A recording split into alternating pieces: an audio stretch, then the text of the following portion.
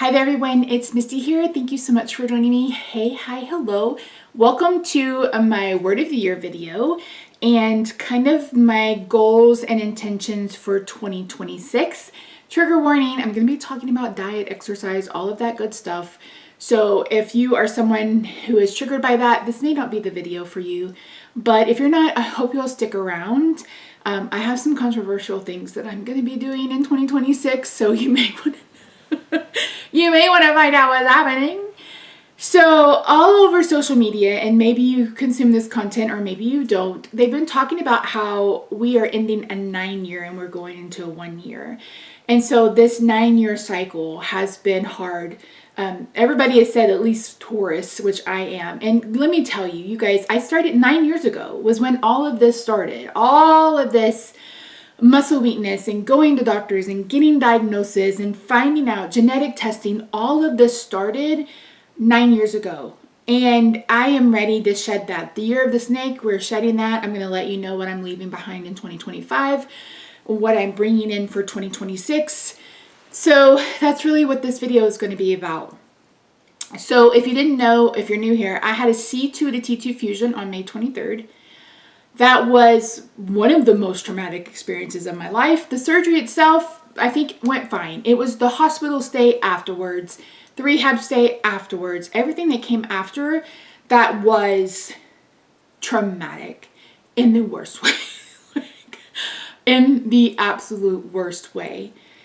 So I have a great therapist. Like, I love her so much. And we've been not only working on healing that trauma, but I've also been working on healing the wounds from my childhood, healing my inner child, all of those good things. So before we get into my word of the year, we'll talk about the word of the year, and then we'll go into what I'm leaving behind in 2025, and then we're going to talk about our goals. It's been over a month since you guys have seen me, and I apologize for that. I actually filmed an update video, like the end of November, 1st of December, don't remember. And in that video, I talked about a lot of things, and I just never had the desire to edit it. And that's why you didn't see anything. So several things have happened since then. I think I'll film a separate kind of update video because I want to keep this more about now and going forward, and rather than what's been happening over the past. So my word of the year for 2026 is healing. And I feel that is a very appropriate word for 2026. So not only do I want to physically heal from this surgery, it's up to 16 months post-op where you see kind of where you're going to be 16 months post-op. And I am 7-ish months post-op. May will be 12 months post-op. And so we'll go from there and we'll just see what happens. I haven't regained feeling in the left muscles. And so they've said that I probably won't. So that's that. But I want to work on, I want to continue healing physically. I want to continue healing, dealing with the trauma of my childhood, dealing with the trauma of the surgery, dealing with the everyday life of it all. Continue to work on treating my depression and my anxiety disorders. I want to continue working on my eating disorders. I want to just holistically heal, whatever that looks like. And like I said, I've set some goals and intentions and things I'm leaving behind in 2025. And this is kind of where we get controversial, but we're gonna talk about it. I'm gonna put some glasses on my face. Oh shoot. If you are into makeup, I did film this video. Oh, these are dirty. Oh well. I did film this makeup look for my Misty channel. I have a makeup channel and I have a card making channel. I am going to have mystery card bundles for sale in the next week or so. Keep an eye out for that, and I'll do that on all of my channels. I am clearing out this craft room, and I have a D-stash if you're someone who likes stamps and stuff. We are shedding 2025 and we are running into 2026. It's the year of the horse. I am a horse. So only good things from here, because today has sucked. Today has sucked. Only good things from here. Okay, what I'm leaving behind in 2025. Number one is hustle culture. I think this is more of an American thing than anywhere. and the need to be productive, to have the right to take up space. And that's something that I've really struggled with since having to lose my job and becoming disabled, is this thought that I have to be doing something, I have to be producing something, there has to be some kind of output in order for me to prove my worth and for me to have a spot on this planet. And that's just not the case. Now, for me, I had to leave my job. Is that a blessing? I don't know. I mean, I guess it is a blessing that I'm not having to work through all the issues that I have. I don't think I could work through all the issues that I have. I've thought about, work from home jobs and stuff like that. And the issue is I never know what my day is going to be like until I wake up that morning. And I just don't know that there's a job flexible enough for that. And it just is what it is. And that's something that I kind of have to leave behind. This, I have to film, I have to do this, I need to do that, this has to get done. And no, it doesn't. Like, no, it doesn't. I want my YouTube channels to go back to feeling like hobbies, like something that fills my cup rather than takes from my cup. I miss my community, not only here, but on my other 2 channels as well. So I'm leaving that kind of hustle culture behind. Like, I don't have to be productive. I can rest. It said the gift for 2025, the lesson for 2025 was rest. The gift is stillness. And stillness is something that I'm still working towards because of that need to be doing something. And I'm leaving that behind in 2025. I'm going to take time. I'm going to listen to my body. I've been taking more naps because I've been kind of tired. Menopause has me up most of the night. That's always nice. So like, I'm really leaving that hustle culture mindset behind. It's not going to matter anymore. Resentment or anger towards my childhood. This is one that I have been really working on. My therapist and I have been working on healing my inner child. That's why you see so much strawberry shortcake stuff. That's why I ended up getting a couple of dolls. That's why I have just been surrounding myself with things that bring me joy, bring me happiness, but also bring 5-year-old Misty joy and bring 5-year-old Misty happiness. And I have a right to feel the way I feel about my childhood. I have that right. And I am missing so many parts of my childhood because when you go through trauma like that, you lose time.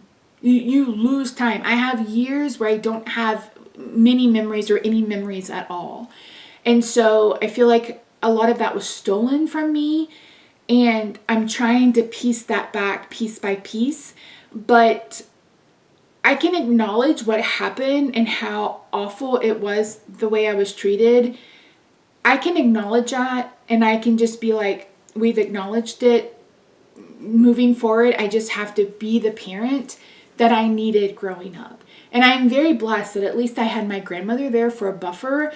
But having my grandmother there for a buffer was kind of a double-edged sword. I will never regret my relationship with her. I miss her every day. She's been gone for almost 26 years. Her birthday's on the 4th. Whew.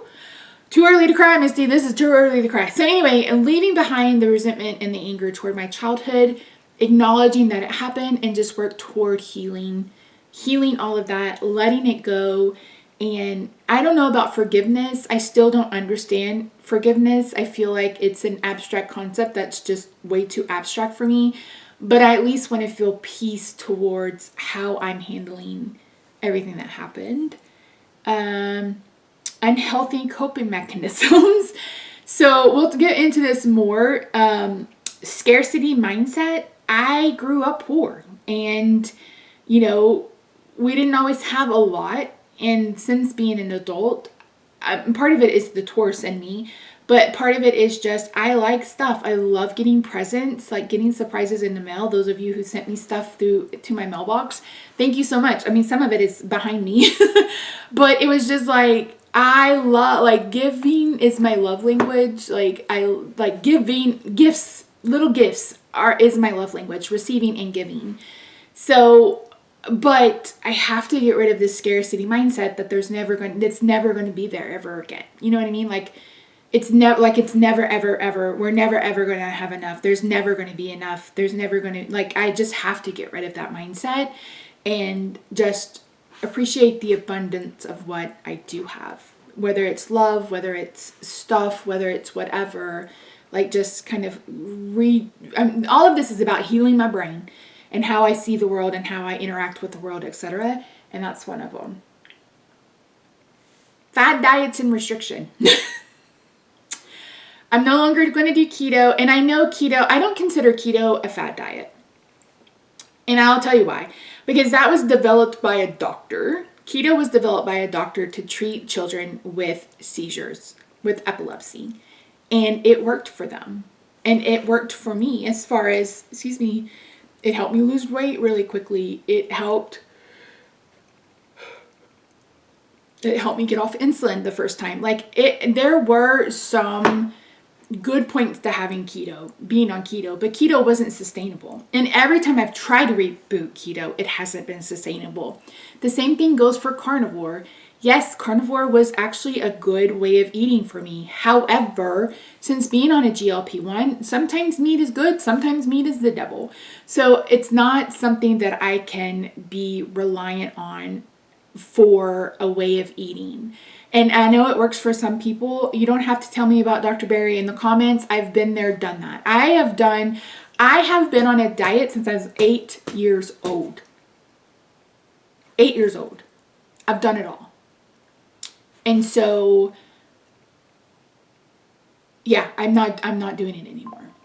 The goal going forward is consistency and being able to have a way of eating that I can do today and that I can still be doing if I make it to my 90s. So that's kind of where we're going with that. These two are the most controversial ones that I'm going to pop out of my mouth, but weighing. I'm not going to weigh myself. Here's the thing. I tell you all the time that the number on the scale is just your relationship to gravity. That's it. The only people who need your weight is your doctor who is dosing medicine. That's the only reason why someone would need your weight. That's it. BMI means shit. It's widely recognized that BMI is not a good marker or evidence, whatever, for obesity, health, whatever, because you have people who are extremely fit who have a higher BMI that puts them in overweight category. So the number on the scale, I feel like, is a chain around a lot of people. It prevents people from doing things, getting on with their life. It's a way for people to fat shame others. It's a way for people to have control over your thoughts because you have control over, like, the scale just leads everything. How much you weigh leads with everything. And it's just through your relationship to gravity. It's just your relationship to the moon. That's really all it is. It's not a moral compass. It doesn't say that you're lazy or you're undisciplined or something like that. It's just a number of your size. And don't come at me with, yeah, but fat people are sick. Bob Harper, I always bring him up. A personal trainer for The Biggest Loser, and he had a massive coronary, almost died. Like, all 4 of his arteries were blocked. But he has a genetic predisposition to that, and I don't. I don't have high cholesterol. I don't have high blood pressure. So the number on the scale, I'll probably weigh in the morning, and that'll be the number. I've lost like 30 pounds this year, I think. I'm up 10 pounds since the last time I saw you guys. But I've changed my way of eating, and I know that at some point that will kind of level out and even out. But I'm not going to concern myself with the number on the scale. I'm just not going to. And I'm not going to count calories either. I am working on healing an eating disorder. And restricting and focusing on numbers, I feel like, is counterintuitive to that. And so let's go through my goals for 2026, and I think it'll make more sense. Okay, let's start with shopping. So my first goal is to extinguish the use of shopping as a coping mechanism. And my steps or intentions are to create new budget stickers for a budget notebook. Rob and I, we used to be a bit more, what's the word I'm looking for? Focused on doing a zero-based budget. Now, this was made popular by Dave Ramsey. He did not invent it, but if you are wondering what I'm talking about, I think I have do I have a video on this channel or a video on my Jolly Fed Off channel? I don't remember, but I have a video. It's an old video that walks you through the steps of how to set up a zero-based budget and do sinking funds and stuff like that. So I really want us to get back into that. So it's all on paper and we're both on the same page about things, especially now since we're going to have the credit card balance because of the stupid card today. So, and we already had to replace the windshield earlier this month.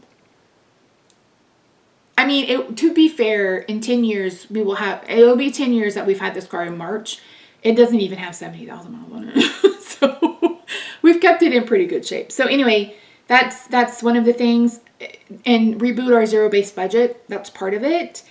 I want to establish a monthly allowance for myself because of that scarcity mindset and because of that desire and want to have stuff. I don't know that I can completely go no buying whatsoever. I mean, I'm going to attempt a no buy, low buy in some areas, but I want to continue collecting my strawberry shortcake ceramics from Blue Sky Ceramics. There's some teapots that I didn't get myself for Christmas that I really want. There's a couple of other things too that I really want to keep my eye out for.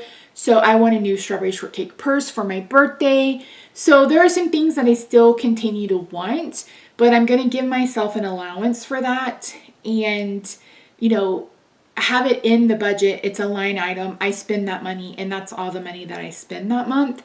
So I don't know how much that's going to be. It's going to depend on our budget. So we're going to figure that out, but it's definitely something that I want to do. And if I don't spend it this month, then I can carry it on for next month. Or if there's something I want to save up for, then I can save up for it. But that's something I want to do.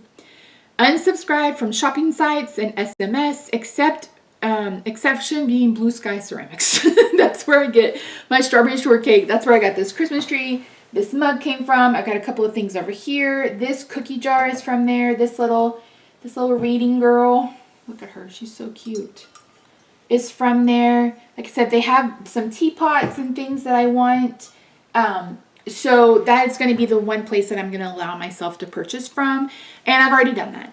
The only apps I have right now are Sam's, because we buy from Sam's, Rakuten, because I go on Rakuten to get my cash back, Etsy, because I still have a shop on Etsy. I may or may not close it. I haven't decided yet. I've still got Walmart because we order groceries from there sometimes. And I still have Mercari and Amazon. Mercari because I tend to sell stuff on there, and then Amazon because it's Amazon. I do want to try to limit Amazon to just essentials. So what that looks like, I'm not sure yet, but sometimes I buy groceries from Whole Foods through there. If it's free delivery with Prime, we keep Prime so Rob can have food ball. And we need to sit down. We're talking about maybe just going to the apps, the streaming apps, rather than like having Hulu, because Hulu has gotten stupid expensive. It was like $35 when we first started. Now we're over $100. So anyway, that's something that we need to talk about. I need to use Creative Fabrica in my Silhouette to create stickers for my planners. I do plan to set up a bullet journal to track all of this. And I have a Silhouette. Linda bought me one. I have a printer. Connie bought me one. I have, the subscription to Creative Fabrica. If you're unfamiliar, you can get like anything like digital artwork for t-shirts, fonts, digital images, all sorts of things on Creative Fabrica. I do have a referral link. I make $1 if you sign up through me. It is worth it. It's $49 a year, and I highly recommend it. I mean, anytime you've seen me use a digital paper or like a colored image, it's come from Creative Fabrica. 10 out of 10 would recommend. Shop my stash or play with my makeup or stamps when I have the urge to shop. So if I want a new eyeshadow palette, I want to come in here and play with eyeshadow, whether that's swatching, whether that's putting it on my eyeballs. I really want to focus on what I have, because I do have more makeup than anybody needs. And I do project painting on my other channel to work through some things, and I will be rebooting that for sure. But again, with the scarcity mindset, I have plenty. I don't need more. And it's going to have to be, now for makeup, Cosmic Brushes is the only exception to that because I'm collecting all of their palettes.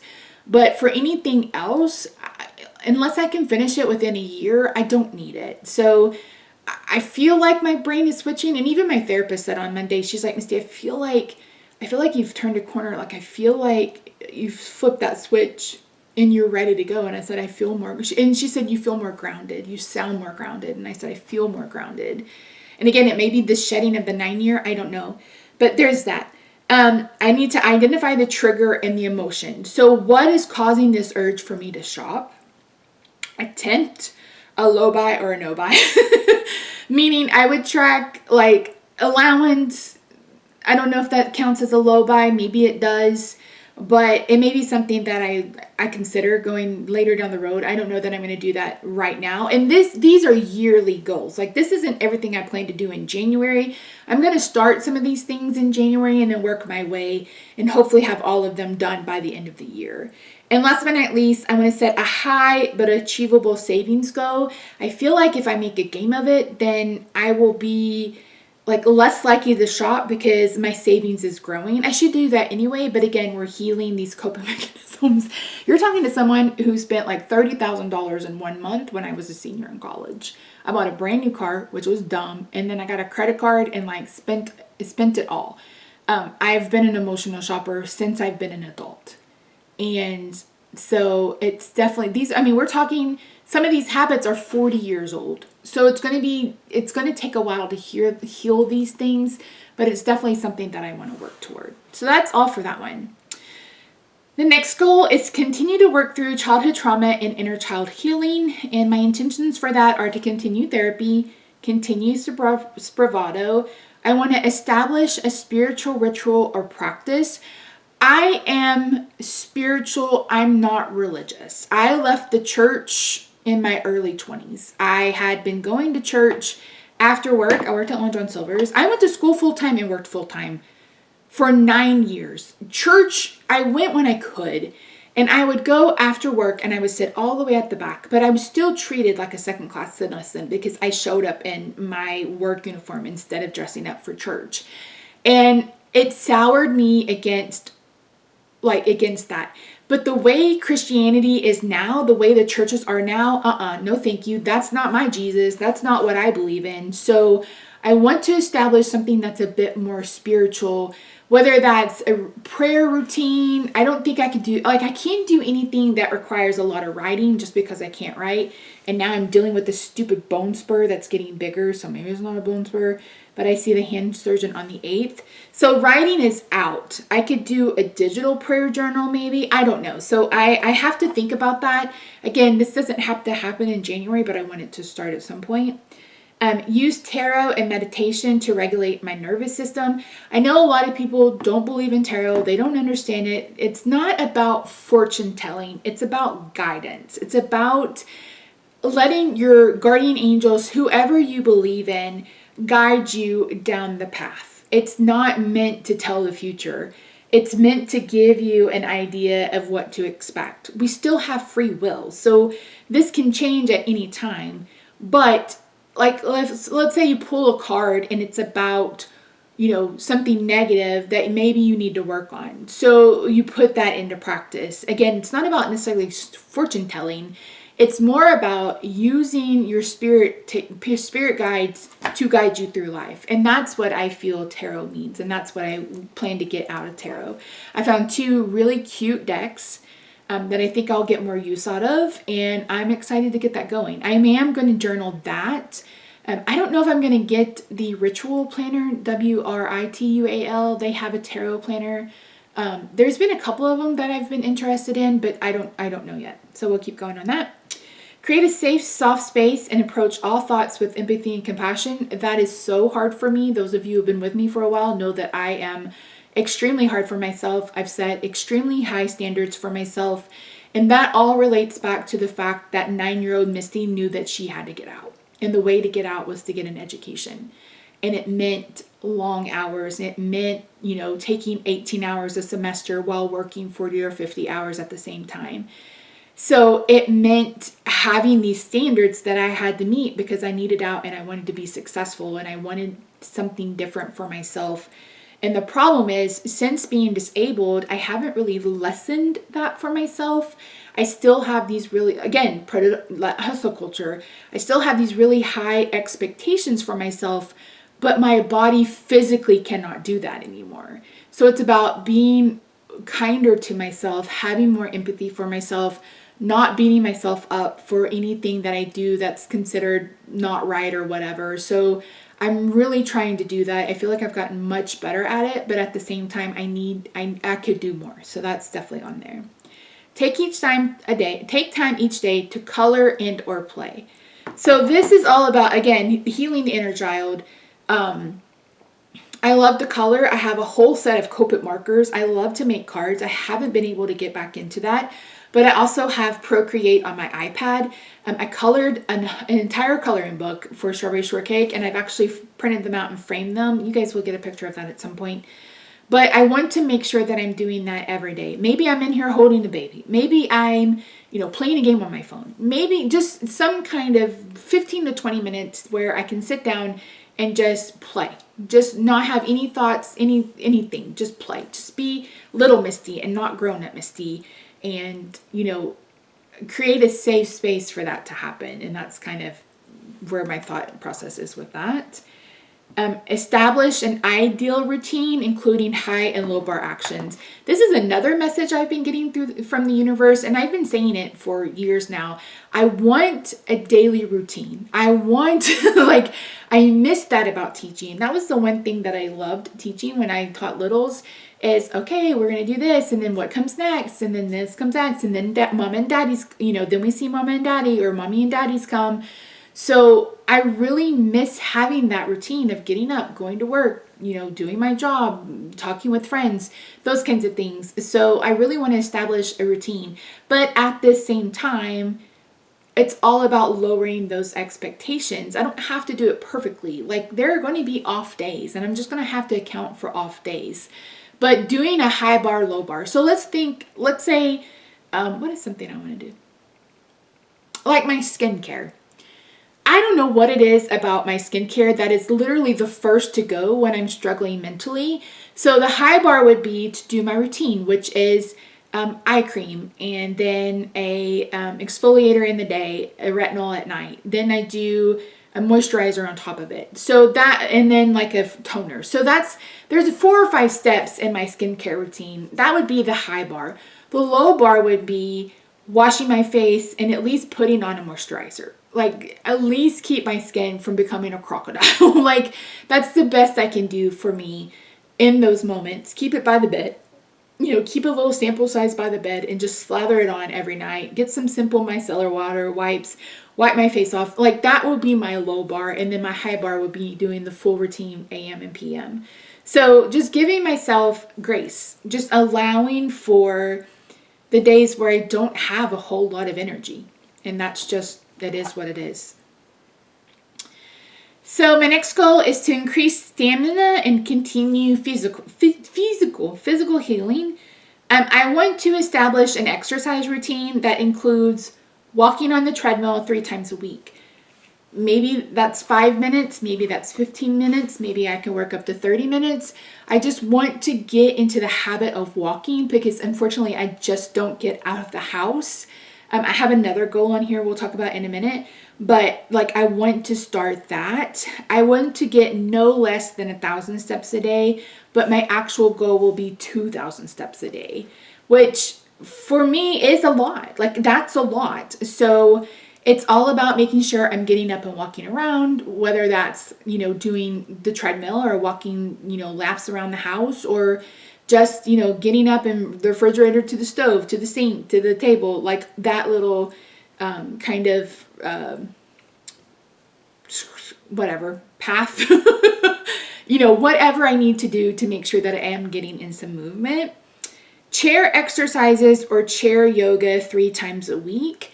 Again, I want to be able to, this is all about building stamina. This has nothing to do with my weight at all. This is all about building stamina, being able to stand longer, being able to walk further, being able to hopefully, have less weakness. I don't think that's going to happen, but it is a manifesting it I'm going to lose this weakness. Like, I'm going to be able to function as a normal human being. So that's definitely something I want to do. My OT exercises once a day with an actual goal of twice a day. I really should be doing those in the morning and then doing them in the evening for at least 15 minutes. We'll see how we do. Again, I at least want to try it once a day, and that's more about stretching and kind of getting the muscles working. Again, I don't have any feeling in this left muscle. They said 6 to 8 months. I have 1 more month to get feeling back. Maybe I will, maybe I won't. I don't know, but that's that. So here's where the bullet journal comes in. I want to create trackers for accountability and to celebrate success and follow through, but allow for bad days without guilt. Embrace bad days with empathy and compassion. There are going to be bad days. Saturday, for instance, my brother and my nephew came down Friday night, and on Saturday morning, he didn't feel good eventually, and he threw up. And after he threw up, it's like a switch was flipped, and he was just everywhere, all over the place. And I had cooked, Bo wanted chicken fried steak for dinner, for our Christmas dinner, and I hadn't made chicken fried steak since I was in high school. So I made chicken fried steak. We had mashed potatoes, gravy, biscuits, corn. I made a pumpkin pie. Like, took a shower. So I did a lot on Friday. Saturday, we got up. I was supposed to make a McGriddle casserole. I made it later that day for dinner. It was delicious. But I told Bo, I was like, I cannot cook this morning. So we ended up ordering in breakfast. But once they left, I took a 4-hour nap. Like, I was exhausted. My body was exhausted.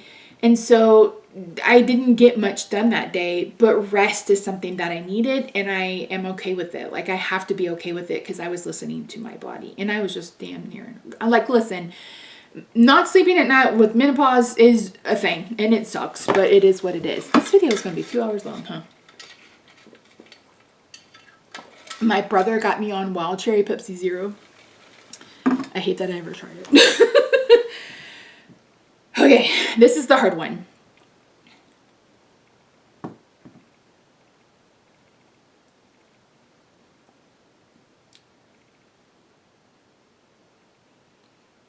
On April 29th, I will be 48 years old. This is me at 4. This is me at 5. I actually don't have the picture I was thinking of scanned, and I don't even know where it is, but I was like 100 pounds in the first grade, so that'll give you an idea. It's been alluded to that maybe something inappropriate happened with a babysitter's son. I have no recollection of it. If it happened, I hope I never have recollection of it. But there is a significant difference between those two pictures. The first one was, Bo must have been 6 months, so I was probably 4.5-ish. And then 3.5, was I 3 in that picture? Maybe I was 3.5. Maybe it's 3 and 5, I don't know. But you can see there's a marked difference between the two. We moved in with my grandmother before I started kindergarten. Christmas Day, we packed up and moved in with my grandmother. And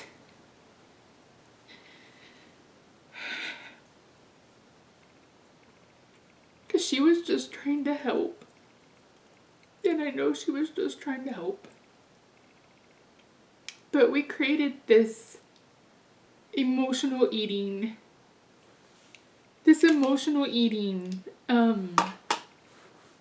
coping mechanism.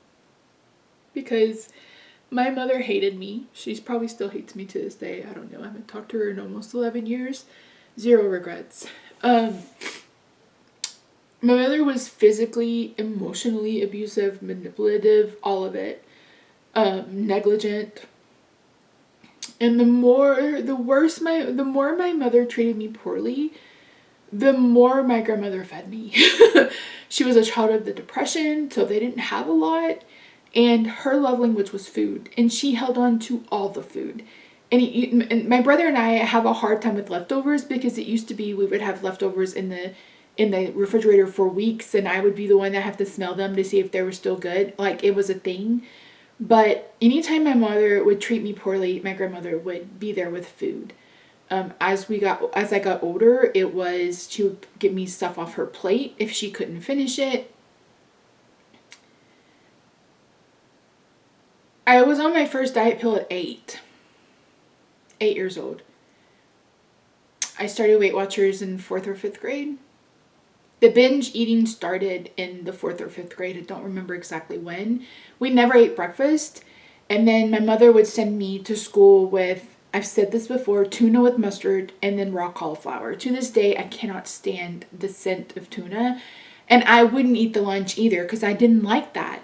So I would go home and I would be starving. And that's where the binging started.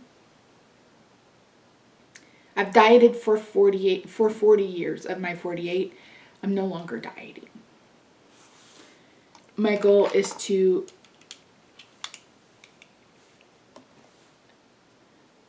heal my relationship with food.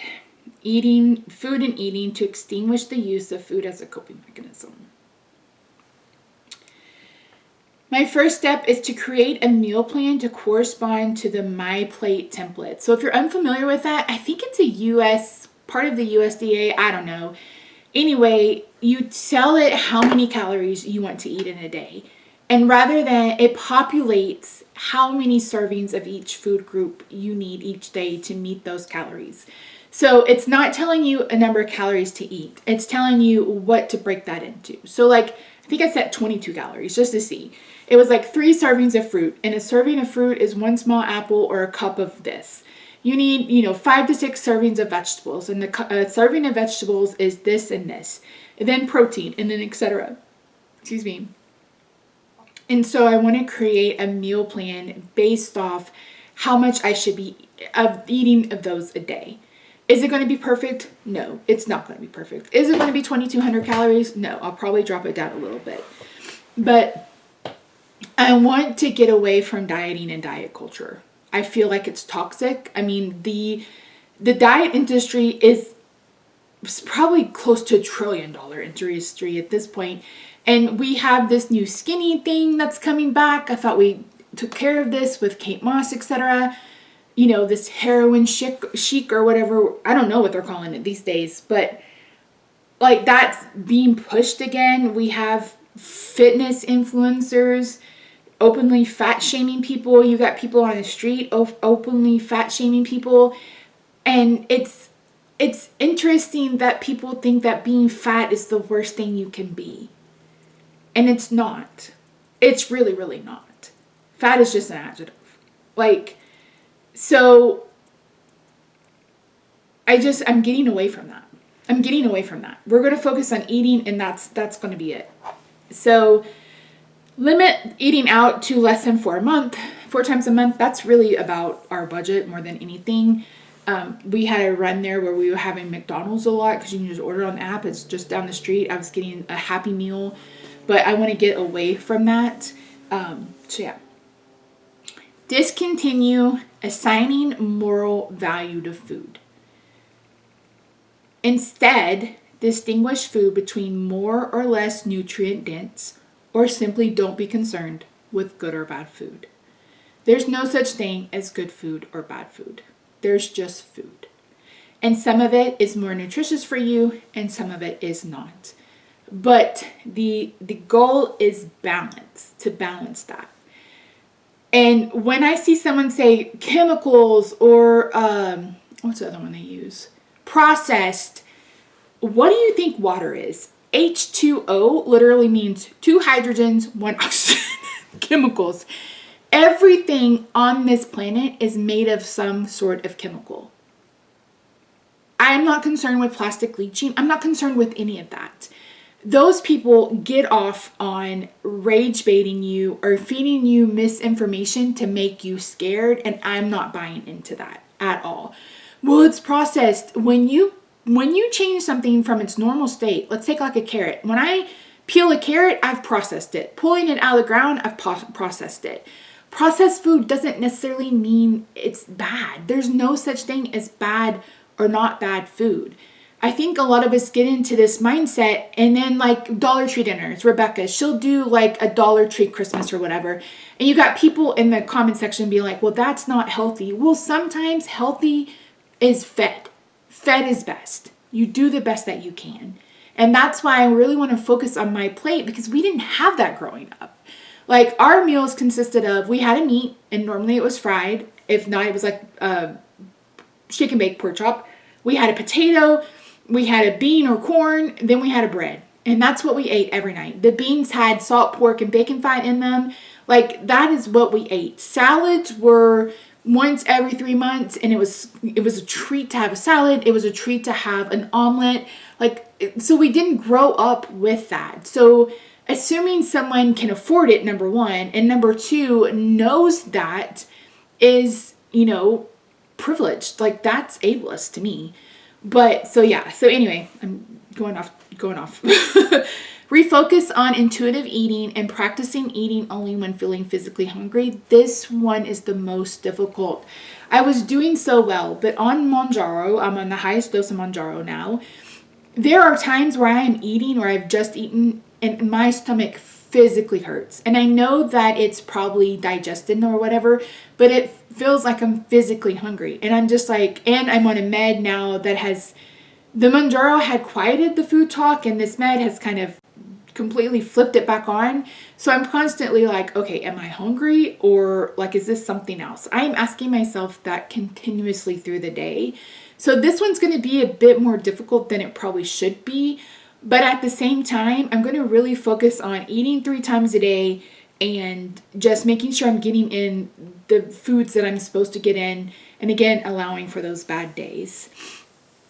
Determine triggers for emotional eating. This one is going to be hard, I think. And I think this is where I'm going to have to be a bit more mindful about, if I'm not journaling, again, not writing, at least like filming what I'm like documenting somehow what's happening and sending it to my therapist so she and I can kind of work on that and be ready for that in the future. But allow for foods that remind me of my Nana within the My Plate plan. So like when I was sick, she always used to make egg noodles and cream of chicken soup. So that would be something that I would consider that falls within my plan. So that makes me feel close to her, and I'm going to allow for the sick days for me to have that, and it's going to be okay. Delete all food apps from my phone minus grocery stores. I have done that. Uber Eats, gone. DoorDash, gone. Grubhub, gone. Pizza Hut, gone. Domino's, gone. All of them. The only thing I kept on my phone is Tom Thumb, Walmart, and Sam's. And I don't know if Costco has an app, but those are the only ones I've kept on my phone. I am so serious about this, and I'm getting it done. Like, year 49, being 48, going into my 49th year on this planet, I want to be completely different when it comes to my mindset around food. Do not give into cravings immediately. Assess my mood and any other environmental factors, and then add the items to the grocery list if I'm craving it more than 24 hours. So let's say I'm craving like mac and cheese. I'm not going to allow myself to have mac and cheese right that minute, but if I'm still craving it the next day, I can put it on the grocery list and have, get it on the weekend, have as much as I want of it, and then be done with it. So this way of eating is all about adding things that I want, like eating what I want, but adding what I need. That's the mindset that I'm going into this with. So again, it's not about restricting. It's about more or less nutrient-dense food. And again, following those serving suggestions. When experiencing a craving or a desire to emotionally eat, after identifying the trigger, pick something soothing or quiet to do instead. So, make a conscious decision to read a book, play on my phone, watch a video, pet my cat, like really try to hone in on things that make me feel safe and things that will help me kind of calm down and calm my nervous system down. Aim to try 4 new recipes a month. Let me tell you, Marina's Pantry. I don't remember her. She's like blown up over the last couple of weeks because of her scoopable salads. I have her kind of chicken teriyaki sushi salad thing that I bought all the ingredients for. I made the lentil potato breakfast burritos. It's lentil sausage potatoes. Oh my God. Those are so good. I've done a stealth health burrito. That's so good. So my goal is to try 4 new recipes a month. We'll see how that goes. Create a master grocery shopping list of convenience food for low energy days. Rob and I just went grocery shopping Monday. Was that yesterday? No, Monday. And we stopped by like where the lasagnas and stuff are, and kind of looking at things that might be good for just to have in the freezer for those nights where like I physically cannot cook, and we didn't set anything out, but you know, there's something in the freezer or something on our grocery list that Rob can go run and get that would take the place of that. And that's just definitely something that I need to work on. I don't know if I said that correctly, but whatever. Aim for an 80 to 20% balance. So eating this way 80% of the time, but allowing for the other 20%. Avoid weighing at home. Perfection is not the goal. Avoid weighing at home. Rely on following a nutritious meal plan and other non-scale means of milestones. So I'm not going to set a goal weight. I'm not going to worry about goal weight at all. I am going to eat as nutritiously as I can. I am going to move my body as much as I can. And I'm just going to aim for, you know, paying attention to the shape of my face, the size of my clothes, like those kinds of things. And I'm not concerned, like, for me, my measurements of success, my milestones are going to be how well I'm following this way of eating. That's it. Create a meal tracker diary and track fruit, veggies, proteins, and carb intake rather than calories. So rather than carbs, fats, proteins, whatever for macros, I want to do the food groups and if I've met that in the day. So I'm going to, again, it's going to have to be on the bullet journal. And I have a bullet journal that I want to set up. I just haven't had the opportunity to do that yet. Prioritize fiber and protein. Protein because I'm on the GLP-1. Fiber because most Americans don't get enough. And fiber is what keeps you full. And fiber is what helps keep your glucose lower. Embrace off days with empathy and compassion. Assess anything that could have led to the off day. My last goal is nurture and strengthen relationships. I just have a couple of those right now. I have more I want to add. Prioritize physical connection with Rob multiple times a day. I want to take cuddle breaks where we got a new couch. I'm going to sit on our new couch and cuddle. It's a little bit taller than our last one, so I feel more comfortable sitting in it because I kind of have to have something behind, like I can lean back and set my head against. Hopefully that will get better as I heal, but just taking like a 5-minute break for us to sit down and just cuddle throughout the day. His love language is touch. So I feel like it will help us both, but we'll definitely be meeting his needs. No screens during meals. We have gotten to the habit where he will watch a video and I'll be playing on my phone or something when we eat, and I want to delete that. Like, I don't want to do that anymore. And I think part of it is because we're home all day together all day. So it's not like one of us is out of the house and we're coming home and talk about our day. I mean, we've been talking and checking in all day. So, but I really want to get away from that. And then go grocery shopping with him at least twice a month. He likes it when I go with him. Now, we spent extra money when I went with him this last time, so I'm going to have to chill on that. But like, they had ground beef on sale and I bought like 7 pounds of it because it was on sale. So those kinds of things. But that's it. This has been a long ass video, I know. But so 40, I'm not like, we're getting rid of that. And I'm going to stay active on this channel. I want to get back to vlogging. I want to do what I eat in a day, but it's not going to be, you know, me counting calories or anything like that. My blood glucose, listen to me. Listen to my words. What am I right now? Probably in the 80s.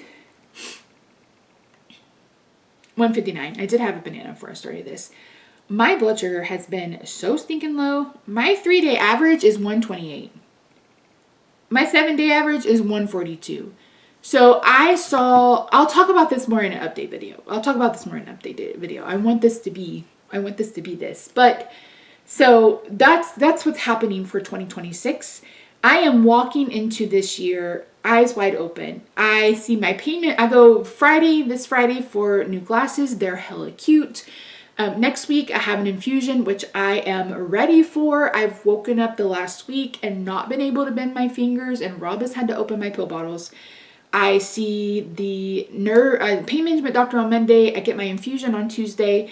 I see the hand surgeon on Thursday. So we have a lot of things going. And again, I mentioned this more on my Jolly Fed Elf channel, but I don't know how much I'm going to be able to do if he takes this out, because we're going to have to get rid of it. I don't know what they do for a bone spur, but it's on the nerve. It's messing with it. And then I have another one up here that's starting. So hopefully they're just bone spurs and they're not anything else. We will find out. But you can see just how swollen my joints are. I'm definitely due for an infusion. We masked when we went out on Sunday, and Rob said that he had someone walk up to him and call, like, and he's like, I should have said fuck off. I said, you should have said, I'm protecting my wife. Thank you very much. Like, I don't, and the world today. The world today. That's it. Thank you so much for joining me today. I really do appreciate you. Let me know your word of the year in the comments. Let me know what your goals are. If you want to join me on ditching the scale and ditching counting calories and just trying to eat a nutritious, like just nutritiously, then feel free. I've talked in the past about doing like a group for us, if that's something that you want to do. I don't know that I can do that in January. And again, these are for goals for 2026. I don't expect to get all of it done like tomorrow. It's something that I want to do over the next few months. My mental health right now, I'm just not in a good place as far as giving to others, but hopefully that will change as we progress through the year. So maybe we can revisit that, around my birthday or something. But yeah. I hope you guys are doing well. I'll film an update after this so I can share everything that's happened and why I was absent. But other than that, I wish you well. I hope 2026 is soft. That's my wish for everybody, is soft. That 2026 is softer than 2025 was. And the year of the horse, we're galloping in. We're ready to go, but we ain't hustling. We're just ready to go. All right, friends, I love your faces. I'll see you in my next video. Bye for now.